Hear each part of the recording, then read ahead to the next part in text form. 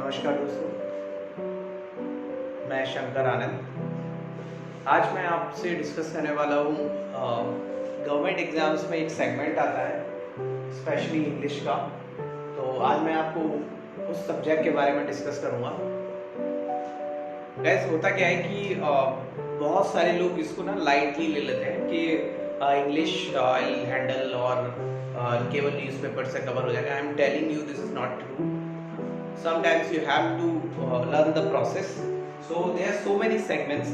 तो मैं ना कुछ केवल आपको ना एक बेस से आपको समझाता हूँ। आप जैसे आप जानते हो ना कि कोई भी सब्जेक्ट है, अगर आप उसके बेसिक चीज़ें जानते हैं, जैसे आप अगर आप कोई लैंग्वेज है, कोई डिफरेंट लैंग्वेज है, अगर आप उसके वर्ड्स जानते हैं कि उसके वर्ड्स का मीनिंग क्या है, तो आप उसके पूरे सेंटेंस का अर्थ निकालने में आपको इजी हो जाता है ना। तो उसी सिलसिले में क्या होता है, सबसे पहले ना आपको सीखनी चाहिए अल्फाबेट या वोकैबुलरी। तो इट इज़ वेरी मैं बिल्कुल बेस से स्टार्ट नहीं करने वाला हूँ कि आपको मैं वोकैबुलरी बताऊँ, आप सब लोग जानते हैं ऑलरेडी। लेकिन मैं आपको आज सिखाने वाला हूँ कि कैसे आप इन जो आपके पास जो मैं आपको आज बताने वाला हूँ, जो वोकैब्स आपको यूज़ कराने वाला हूँ, आप उनको कैसे यूटिलाइज कर सकते हैं। ये मैक्सिमम मैंने ये सेलेक्ट की हुई है जो एग्जाम्स में मैंने देखी हैं, तो वही मैंने आपको सेलेक्ट करके यहाँ पर लिखी हुई हैं। तो आप इनको कैसे यूटिलाइज करेंगे, इससे पहले मैं आपको बताऊं कि आप मेरे चैनल को सब्सक्राइब करिए, शेयर करिए अपने दोस्तों के साथ, so that it will help them as well.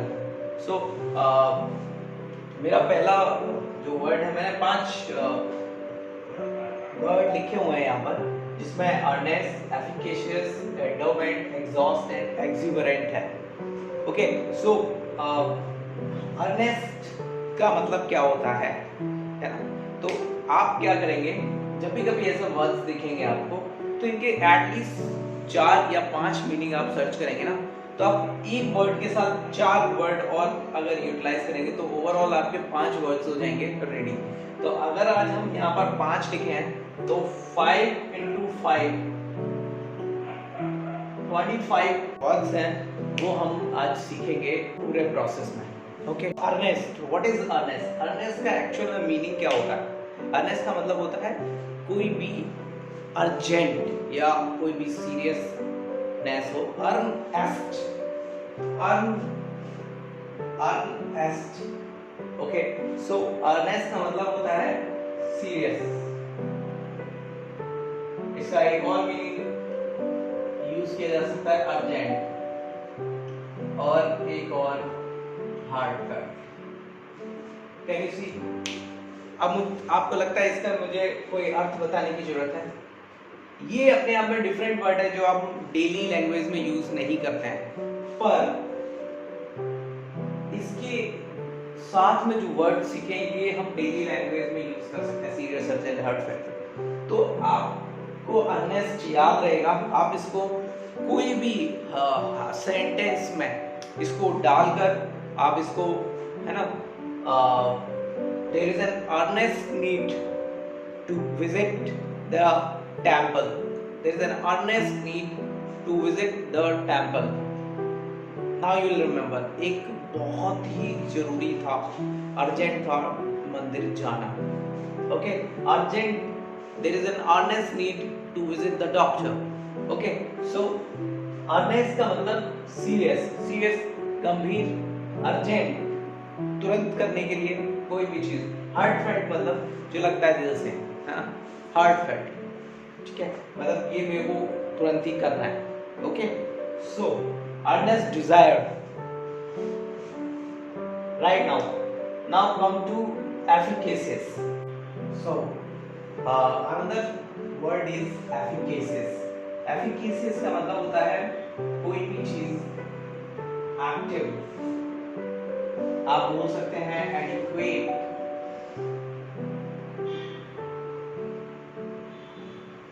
And what can be successful,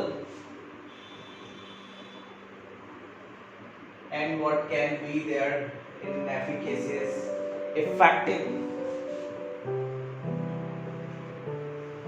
So you can add more and more words with this efficacious. So आपको ज्यादातर लोगों को इसके बारे में जानकारी नहीं होगी कि एफिकेसिस होता क्या है, इसका मीनिंग भी नहीं पता, ठीक है। तो आप इसको ऐसे याद कर सकते हैं, जैसे मैंने लिखा है इफेक्टिव, मैंने लिखा है सक्सेसफुल, एडिक्वेट, एक्टिव, कोई भी चीज जैसे बोलते हैं ना कि इसे इफेक्टिव से अगर आप कनेक्ट करेंगे तो आपको अच्छे से याद रहेगा। यहाँ पे भी एफ ही है, एफिंग, और वहां पे भी इफेक्टिव, ओके। तो आपको ऐसे याद रहेगा इस वर्ड से और इस वर्ड से, वर्ड के पार्ट्स है ना। तो इसको याद करने का एक और तरीका है ना, देयर इज एन एफिकेसिस अरेंजमेंट है ना for exam, okay. Effective arrangement थे, बहुत ही अच्छे अरेंजमेंट थे। सक्सेसफुल का अलग यूटिलाइज होगा, एडिक्वेट का अलग यूटिलाइज होगा, एक्टिव का अलग यूटिलाइज होगा। There are 5 words now you have, okay। So right now I am going to discuss with this endowment, third, first, second, third, fourth and fifth, okay। Now I have written all the words in front of the next part, ठीक है। See, if you see, endowment के 3 words हैं जो आपको almost आपको याद होंगे। Endowment policies होती हैं,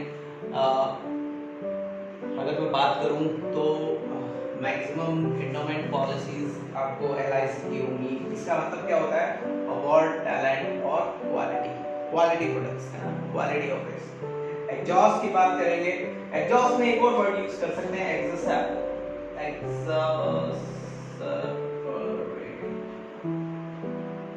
okay. You can use this word as well, exhaust। इधर मैं बहुत exhaust हो गया हूँ। Exhaust का मतलब ये होता है mentally tired, थक गया हूँ। Separate यूज कर सकते हैं हम exhaust के लिए। हम यूज कर सकते हैं anger, हम यूज कर सकते हैं infuriate is totally related with anger, but this is a different type of word। You can remember these all words with one word, connecting with one word। और एक और word है जो सेम इन्हीं को कनेक्ट करता है, exhaust से वो exhaust separate, okay। So apart from this, now come to fifth। I have written this early because it will take less time to understand how to do this है। exuberant का 3 मैंने meaning लिखा हुआ है, तीनों अपने आप में डिफरेंट है। Animated, zestful and energetic. Energetic and zestful is somehow connected. If you see, energetic and zestful both are talking about energy, but animated is different, decorated. Animated, decorated या कुछ ऐसा जो आपने डिफरेंट बनाया है, okay। So you note down these words, try to add some more words from the Hindu other papers which you are reading, which you have been reading for exam preparation। Also pick up some words from other test papers, this will help you to crack comprehension easily। And I am telling you, if you think something else can be added with this, some other matters can be added, please comment and share this video as much as you can। Thank you so much।